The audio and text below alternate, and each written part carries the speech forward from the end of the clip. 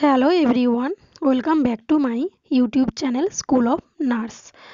আজকে আমি আপনাদের সঙ্গে একটি ইম্পর্টেন্ট টপিক নিয়ে ডিসকাস করব। জেনপাস 2024 সংক্রান্ত একটা টপিক, এটা নিয়ে আপনাদের সঙ্গে ডিসকাস করব। অনেকেই জানতে চেয়েছিলেন যে জেনপাস 2024-এ কাট অফ মার্কস এই বছর কত। আজকে এই ভিডিওতে আমি বলবো যে কতটা মার্কস থাকলে সরকারি কলেজে আপনারা চান্স পেতে পারেন। তো বিএসসি নার্সিংয়ে যারা কাউন্সিলিংয়ে বসবেন, আইএনসি থেকে যেটা ডিক্লেয়ার হয়েছে, তো এটা শুধুমাত্র গভর্নমেন্ট কলেজের ক্ষেত্রেই পসিবল। একটা মার্কস থাকতে হবে যেটা গভর্নমেন্ট কলেজে কাউন্সিলিংয়ে আপনারা বসতে পারবেন বা বসার জন্য এই একটা ফিক্সড একটা মার্কস থাকলে এই ফিক্সড একটা মার্কস না থাকলে আপনারা গভর্নমেন্ট কলেজে কাউন্সিলিংয়ের জন্য বসতে পারবেন না। এটা হচ্ছে আইএনসির একটা রুলস এবং রেগুলেশন। এই রেগুলেশনের মধ্যে এটা পড়ে। কত নাম্বার ফেলে আপনারা কাউন্সিলিংয়ে অ্যাটেন্ড করতে পারবেন সেটাই আমি আপনাদের সঙ্গে আজকে ডিসকাস করব। 30/6/2024 আপনাদের এক্সামটা হয়ে গিয়েছে। তো আজকে জেনপাস ইউজি 2024-এ বিএসসি নার্সিংয়ের ক্ষেত্রে পার্সেন্টাইল মার্কস কত থাকা দরকার সেটা আমি বলবো।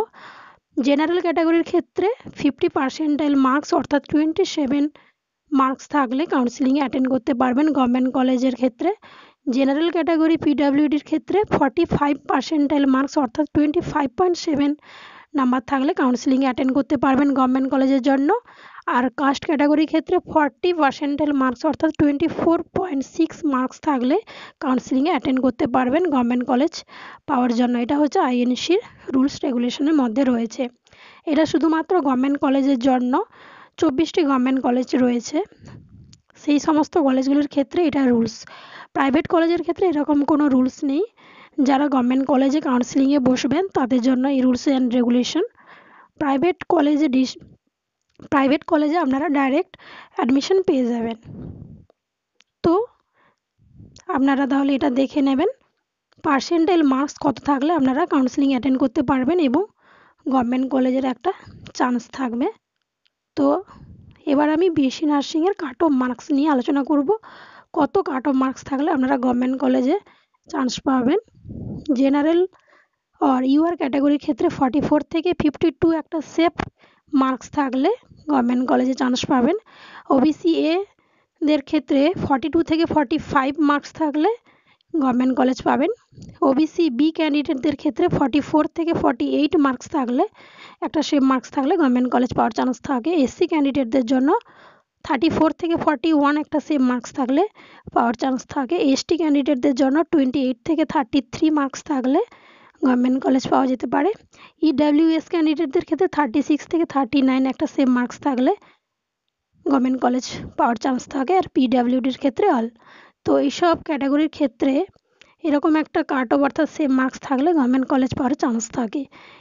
যে মার্কসটা আপনারা পাবেন তার উপর কিন্তু ডিপেন্ড করে জিএমআর র্যাঙ্ক পাবলিশ হবে।